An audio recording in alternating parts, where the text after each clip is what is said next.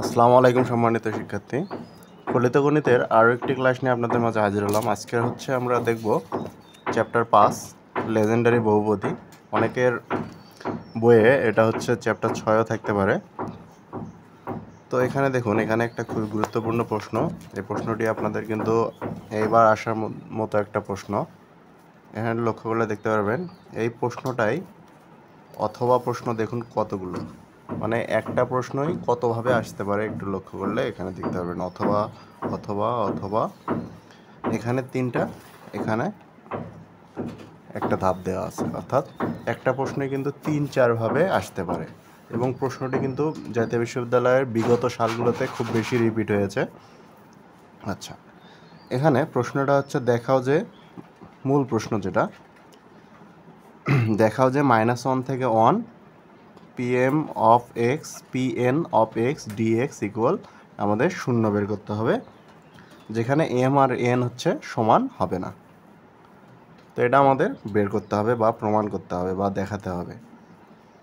এখন প্রথমে আমরা ধরে নেব যে লেজেন্ডার অন্তরক সমীকরণ, বা এটা আমরা লিখতে পারি, আমরা জানি লেজেন্ডার অন্তরক সমীকরণ 1 - x² y2 - 2x y1 plus n into n+1 y। এখানে y2 মানে বোঝাচ্ছে 2বার অন্তরীকরণ, এখানে y1 মানে বোঝাচ্ছে 1বার অন্তরীকরণ, আর এটাকে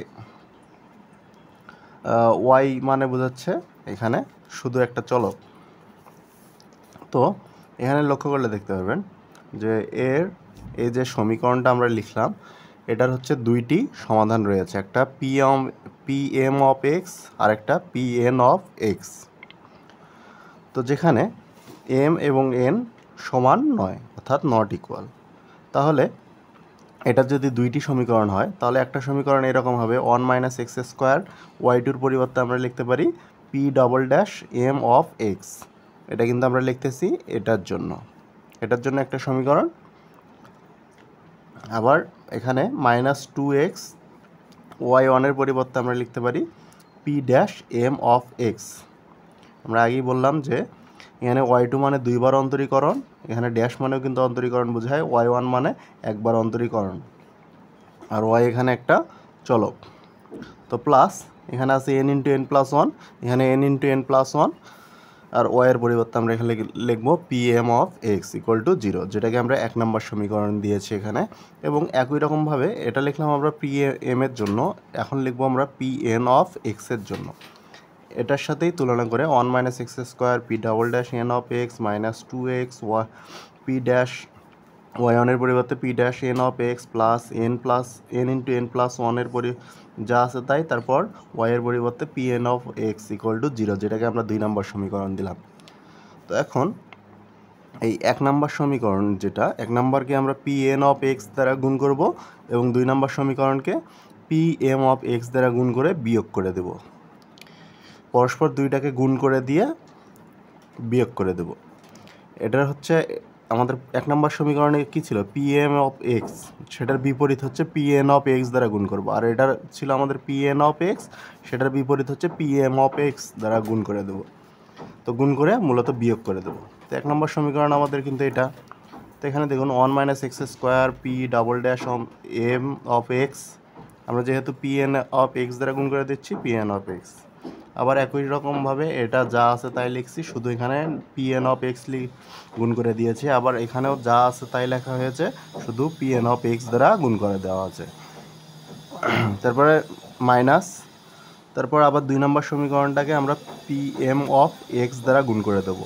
তো এখানে যা আছে আমরা তাই লিখছি, শুধু pm অফ এক্স দ্বারা গুণ, আবার এখানেও যা আছে তাই লিখছি, এখানে pm অফ এক্স দ্বারা গুণ, এখানেও যা আছে তাই লিখছি, শুধু pm অফ এক্স দ্বারা গুণ করে দিয়েছি। এরপরে লক্ষ্য করুন, এখানেও 1 - x² আছে, এখানেও কিন্তু 1 - x² আছে। তো আমরা এই দুটা থেকে যদি 1 - x² কমন নেই, তাহলে এখানে অবশিষ্ট থাকতেছে এই অংশটা, এখানে লেখা হলো, আর এখানে অবশিষ্ট থাকতেছে এই অংশটা আমরা এখানে লিখছি, আর এখানে যে মাইনাস ছিল সেই মাইনাসটা এখানে। একই রকমভাবে এখানে 2x আছে, এখানেও কিন্তু 2x আছে। তো আমরা 2x কমন নিব, কমন নেওয়ার পরে এখানে -2x কমন নেব ডাইরেক্ট আমরা। -2x কমন নিলে কী হবে দেখুন, এটা হবে প্লাস, তো আমরা এটা আগে লিখে নিয়েছি। তারপর এখানে কিন্তু মাইনাসই আছে, যেহেতু আমরা -2x কমন নিচ্ছি তার মানে এটা কী হবে, প্লাস হবে, কিন্তু এর আগে একটা মাইনাস আছে যার কারণে ভিতরে মাইনাস হবে। তো মাইনাস এই অংশটা, এরপরে এই অংশটা আমরা সামনে লিখেছি আর এই অংশটা আমরা এখানে লিখেছি, আর এটা একটু এখানে গুণ করে দিয়েছি। আর এখানে কিন্তু হচ্ছে, এখানে লক্ষ্য করলে দেখতে পারবেন এখানেও n × n+1 ছিল, এখানেও n × n+1, সরি এখানে m × n+1 আর এখানে n × n+1, কিন্তু দুইটার সাথেই ছিল হচ্ছে Pm(x), Pn(x), এটার সাথেও Pm(x), P একটা হবে n, এটা n হবে কিন্তু n(x), অর্থাৎ এটার থেকে, এই দুটার থেকে আমরা এই অংশটা কমন নিতে পারি। তো এই অংশটা কমন নিয়েছি, কমন নেওয়ার পর n দ্বারা n-কে গুণ করলে হবে n² আর n দ্বারা 1-কে গুণ করলে হবে +n।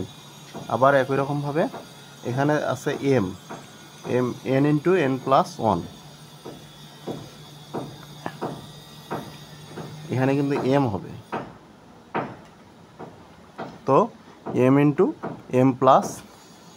m -m² m দ্বারা m-কে গুণ করলে m, আর মাইনাস কোথা থেকে আসলো, এখানে যে মাইনাস ছিল সামনে সেই মাইনাসটা এখানে, যে m দ্বারা m-কে গুণ করলে m² - m। আচ্ছা, এখানে একটু ওলটপালট হয়েছে যার কারণে এখানে অসুবিধা হচ্ছে। এখানে লক্ষ্য করুন, দেখুন এখানে যখন প্রথম সমীকরণটা আমরা লিখেছি Pm(x) এর জন্য, তখন এখানে m হবে, n এর পরিবর্তে m হবে, এখানেও m এর পরিবর্তে n হবে। তো একই রকমভাবে এটা যেহেতু প্রথম সমীকরণ, তা এখানে m হবে, এখানেও m হবে, আর এখানে তাহলে n ছিল, এখানেও n ছিল, তাহলে সেই ক্ষেত্রে এটা একটু উলটপালট হবে, যে এখানে হবে হচ্ছে m² + m, কারণ এই m দ্বারা m-কে গুণ করলে m² আর m দ্বারা 1-কে গুণ করলে +m, আর একই রকমভাবে n দ্বারা n-কে গুণ করলে n² আর n দ্বারা 1-কে গুণ করলে n, আর মাইনাস কোথা থেকে এলো, সামনে যে মাইনাস ছিল সেই মাইনাস, = 0। আচ্ছা, এখন এখানে লক্ষ্য করুন, এই যে আমরা একটা সমীকরণ পেলাম কমন নেওয়ার পরে, এখানে যদি আমি এটাকে এভাবে লিখি d(dx), এটাকে যদি আমি লিখি d(dx) 1 - x², এটা যা আছে তাই। আচ্ছা, p' যখন d(dx) লিখলাম তখন এখানে একটা ড্যাশ কমে গেল, একই রকমভাবে এখানে ছিল দুটা ড্যাশ, এখান থেকেও একটা ড্যাশ কিন্তু কমে গেল। আচ্ছা, আর এটার ক্ষেত্রেও যদি আমি ওরকম করি, সেই ক্ষেত্রে কিন্তু ড্যাশ আর ড্যাশ যখন উঠে যাবে, যেহেতু দুইটাই একই হবে, তো এই দুটো কাটাকাটি যাবে, অর্থাৎ শূন্য হয়ে যাবে, লেখার দরকার নেই। আর অবশিষ্ট কি থাকবে, এই যে এই অংশটা, তো এই অংশটা আমরা এই সমানের এই পাশে পার করে দেবো, তাহলে হবে মাইনাস, যেহেতু এই পাশে আছে প্লাস, তাহলে এই পাশে পার করে দিলে হবে কিন্তু মাইনাস, এখানে কিন্তু প্লাস ছিল, মাইনাস, আর এটা হচ্ছে মূলত এই রকম হবে, এটাও আগের মতো করে উলটপালট লেখা আছে, আপনারা ঠিক করে নেবেন। এটা হবে হচ্ছে m² + m, মানে এটা প্লাস হবে, এটা প্লাস হবে, আর এগুলো মাইনাস হবে, n এর আগে মাইনাস। তো মূল কথা এটা হচ্ছে এই পাশে গেলে মাইনাস। এখন এই যে আমরা একটা সমীকরণ পেলাম, এটাকে -1 থেকে 1 পর্যন্ত একটা ব্যবধি নিয়ে x এর সাপেক্ষে সমাকলন করব। তো সমাকলন করলে আপনারা জানেন d(dx) এবং সমাকলন চিহ্ন কিন্তু উঠে যায়। তো আমরা প্রথমেই ডান সাইডের যে অংশটা আছে এটা আমরা আগে লিখে নেব এখানে। তো m এর আগে কিন্তু প্লাস আর n-গুলোর আগে মাইনাস, এটা ঠিক করে নেবেন। আচ্ছা, আর সমাকলন যেহেতু -1 থেকে 1, আর Pm(x), Pn(x), যেহেতু এখানে x নেই, এটা ধ্রুবক, আর এগুলো যেহেতু x আছে, এটা হচ্ছে আমরা সমাকলন করব। তো একই রকমভাবে এই যে অংশটা, এখান থেকে কিন্তু d(dx) আর সমাকলন চিহ্ন উঠে যাবে, তো যার কারণে আমরা একবারে লিখেছি, শুধু এই অংশটা থাকবে, আর ব্যবধি হচ্ছে -1 থেকে 1।